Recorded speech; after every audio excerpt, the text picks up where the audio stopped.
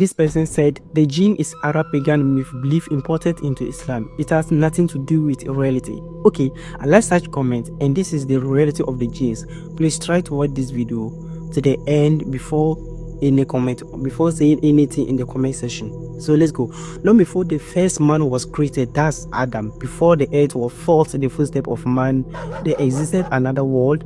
This is a world hiding to the eyes of humans, yet full of its own life, complexity, and trials. And that was the world of the jinn. They were created from smokeless fire. They have free will, just like us humans, unlike the angels who were created from light and incapable of disobedience. The jinn were gifted with the ability to choose obedience or rebellion, truth or falsehood. They have every right to do anything, and from that gift arose both glory and destruction. Their origin stretches way back in the time of memorial, far before the first star blinked into the night sky for human eye to see. In that time, the earth belonged to the jinn. They populated mountains, roamed for the forest, and soared across the oceans. Mighty and mysterious, they were the rulers of the lower realms. Allah had granted them dominions over the earth, and they live on the earth as we do now. Among them were tribes, nations, some upright, others were corrupt. They built civilization, formed alliances, and even waged wars among themselves. Some scholars narrate that they had books, courts, and systems of rule. The jinn in that era were not unlike the humans we know today, proud, curious, and at times arrogant to each other. As time goes on, corruption spread, blood was spilled, oppression flourished, and justice became rare. The noble and the weak among them were outnumbered by the weak ones. The earth became filled with chaos, and cries of the oppressed echoed in the unseen world. So Allah subhanahu wa ta'ala, in his wisdom and mercy, sent prophets from among the jinn themselves to guide them back to the truth. But many of them denied the messengers and mocked the signs. Disobedience deepened and war engulfed their world.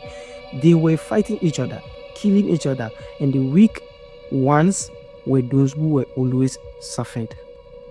Then, by the divine command, the angels descended into this world, led by Jibril, that's Angel Gabriel, and the mighty ranks of warrior angels. They were sent to cleanse the earth. A great battle unfolded between the forces of the heavens, that's the angels and the jinns who had rebelled.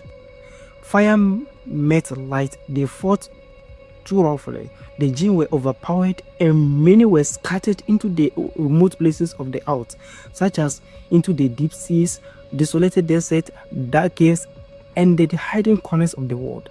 Yet not all were destroyed. Among them were those who had remained righteous, pious, who has worshipped their creator and had nothing to do with corruption. They were spared, and among the surviving jinn was one who stood out for his devotion, intelligence, and worship to his maker, and that was Iblis. He was great in his piety, and because of that, he was elevated among the ranks of the angels. Though he himself was never one of them, he dwelt in the heavens, worshipping with the angels, learning, observing, growing in pride. So, as time goes on, Allah subhanahu wa ta'ala told the angels that he will create another being into this world. And this verse can be found in the Quran chapter 2 verses 30, that's what Bakara. And Allah said, indeed, I will place upon the earth a Khalifa. A Khalifa means a successive ruler. So this new creation was formed, and that was when Adam was created, shaped from clay, a being who will inherit the earth, the jinn once rule. So the angels questioned not out of defiance, but out of curiosity, because they remembered the corruption of the jinn on earth, what they did. So they asked Allah, will you place upon it one who causes corruption and shed blood, while we glorify you and praises you? So Allah replied to them, I knew what you know not. So when Adam was created, Allah commanded the angels to prostrate before him as a sign of honor, not to worship Adam. All bowed except one, and that was Iblis. with pride and arrogance that scored his soul. He refused. So Allah asked him, why he refused to prostrate to Adam. So Iblis said, I am better than him because you created me from fire and you created him from clay. That was the moment arrogance turned into disobedience, disobedience turned to rejection, and rejection turned to rebellion. Iblis was cast out. He cast out from the mercy of Allah, banished from heavens, but was not destroyed. He asked for a delay in his fate. He begged Allah to let him live until the day of recompense. So Allah granted him respite until the day of judgment.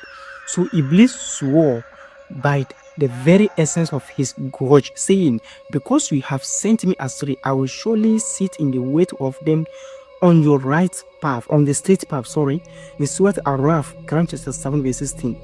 And from that day, he became Shaitan, the deceiver, the whisperer, and the enemy of mankind. But the jinn did not disappear. They remain unseen. You can't see them. Watching, whispering, and sometimes even guiding some people.